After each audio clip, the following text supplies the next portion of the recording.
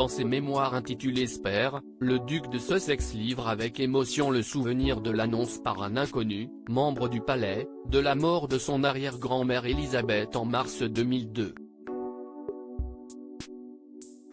Problème, des clichés attestent que sa version de l'histoire est erronée. Depuis quelques mois déjà, on ne parlait plus que de cela, la parution des mémoires du prince Harry. Annoncé pour le 10 janvier, des extraits ont rapidement fuité dès la semaine précédente, à la grande colère du père d'Archie et Lilibet. Malgré l'impressionnant dispositif mis en place par la maison d'édition, rien n'y aura fait. Les bonnes feuilles et révélations choc ont été dévoilées avant même que le prince n'apparaisse à la télévision sur CBS et ITV pour en faire la promotion. Il n'empêche, Spare, le suppléant en français, est riche en révélations choc sur l'intimité de la famille royale britannique. De sa violente altercation avec son frère William, en passant par ses missions en Afghanistan où il aurait donné la mort à 25 personnes, ou bien encore les relations qu'il entretenait avec Elisabeth II, ou sa belle-mère Camilla, le mari de Meghan Markle n'a pas fait dans la demi-mesure.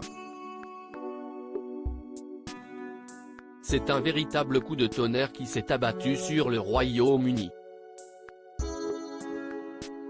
Mais voilà que certains s'interrogent. Quel crédit accorder aux mémoires du jeune prince? Car l'un des souvenirs racontés dans Spare pose question. Une erreur ou un mensonge? Dans le livre, le duc de Sussex se souvient du moment exact où il a été averti que la mère de la reine Elisabeth II, la reine-mère, était morte. Harry affirme qu'il était dans son pensionnat britannique de Taunton, lorsqu'il a appris son décès dans son sommeil à l'âge de 101 ans. Alors que j'étudiais, j'ai pris un appel.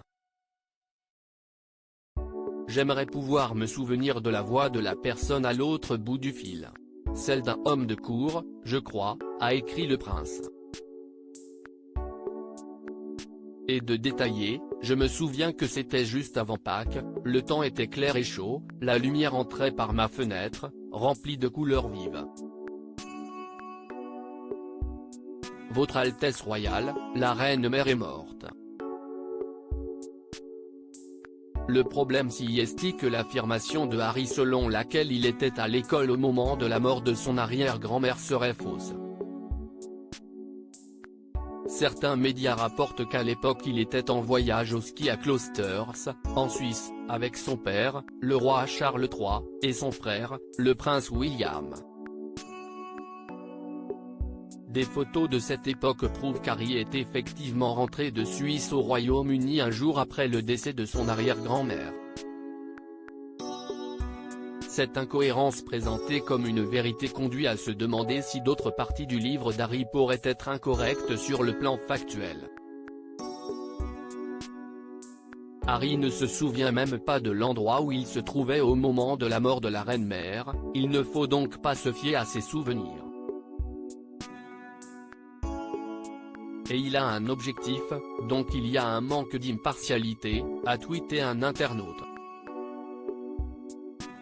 Si est-il le jour de la sortie de Spare et il est déjà clair que Harry a fabriqué de toutes pièces d'énormes parties du livre pour soutenir sa fausse victimisation, a affirmé un autre.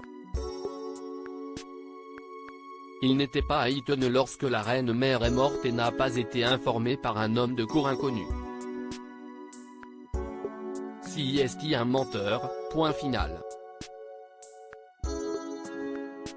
L'honnêteté est toujours la meilleure politique sinon les souvenirs vont certainement varier. A écrit une troisième personne faisant finement allusion à la réponse du palais après les accusations des Sussex concernant la couleur de peau d'Archie. Manifestement cette erreur d'Harry ne serait pas la seule de l'ouvrage, des observateurs contestent déjà une autre anecdote concernant un cadeau fait à Harry par sa mère Diana.